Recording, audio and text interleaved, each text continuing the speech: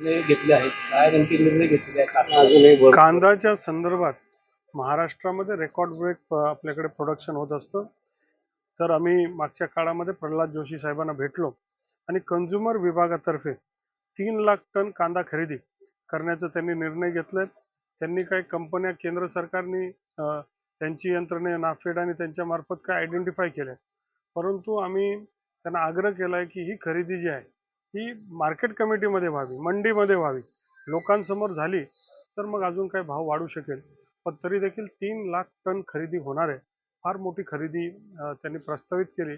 आम्ही त्यांना आग्रह केला की लवकरात लवकर ती सुरू करून, ती सुरू आहे, परंतु ती कुठं आहे काय या संदर्भात सुद्धा आम्ही व्हिजिलन्स स्क्वॉड ही मी माझ्या पणन विभागाने तयार केली.